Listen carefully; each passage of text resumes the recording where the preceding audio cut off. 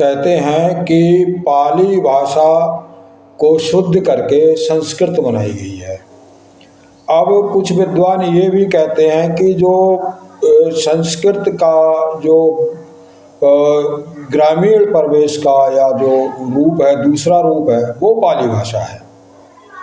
तो अब संस्कृत से पाली भाषा बनी या पाली भाषा से संस्कृत बनी, इससे क्या फर्क पड़ता है कि मुर्गी पहले आई या अंडा पहले आया। अगर पाली भाषा से संस्कृत बनी है तो भी, और संस्कृत से पाली भाषा बनी है तो भी है, तो ये दोनों एक ही उसके। तो मेरे कहने का तात्पर्य ये है कि जो है कृष्ण जो है वो बुद्ध से 2500 साल पहले आए थे। बुद्ध कृष्ण के 2500 साल बाद आए हैं। अब बहुत सारे बुद्धिज्म लोग हैं, उसमें क्या है कि वो कहते हैं कि जो विष्णु है वो बुद्ध की जो मूर्तियां थी उनको देख के विष्णु को बनाया गया है। अब वहीं कुछ लोग ये कहते हैं कि जो विष्णु है वही बुद्ध हैं। अब चाहे विष्णु बुद्ध हो चाहे बुद्ध विष्णु हो, बात तो एक ही है।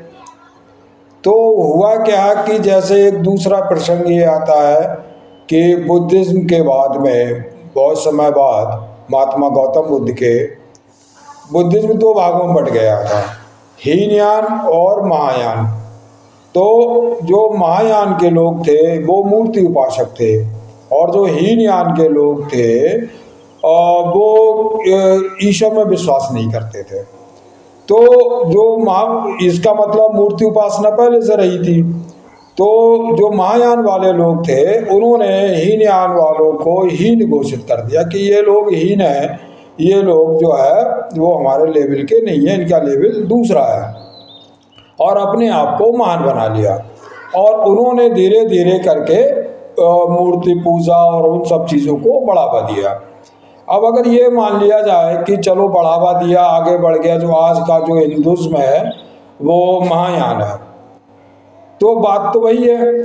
तो मेरे कहने का मतलब है कि जो मुर्गी है वो पहले आई या अंडा पहले आया, मतलब बुद्धिज्म पहले आया या जो हमारी संस्कृति में जो भी चीज़ें हैं, जो मूर्ति पूजा है, तमाम चीज़ें हैं, वो पहले आई।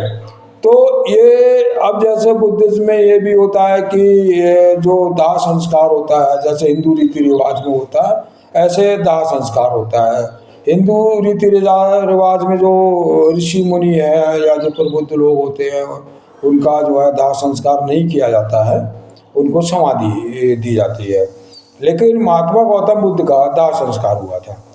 तो दाह संस्कार को जैसे हिंदुज़्म मानता है ऐसे ही बुद्धिज्म मानता है। तो मेरे कहने का मतलब है कि ज़्यादा विवाद में ना पड़े, हिंदुज़्म और बुद्धिज्म दोनों एक हैं, दोनों भारतीय संस्कृति के अभिन्न अंग हैं।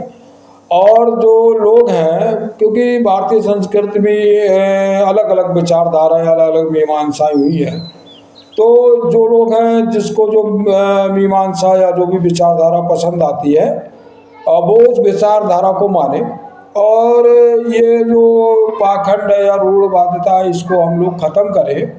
बाकी कोई अगर किसी विचार को मानता है तो किसी को कोई उसमें बुराई नहीं होनी चाहिए। कोई निराकार ईश्वर को ही मान सकता है और कोई मूर्ति उपासना भी कर सकता है। तो ये कोई बहुत बड़े बहस के मुद्दे नहीं है। बहस का जो मुद्दा है वो पाखंड है और वो रूढ़वादिता है, या फिर जो हमारे धार्मिक या धर्म ग्रंथ है जिनमें छेपक डाल दिए थे और गलत चीज़ें डाल दी थी, उन सब चीज़ों का हम विरोध करें, और जो हमारी मूल चीज़ें हैं उनको हम सभी लोग एक रूप में मानें। धन्यवाद।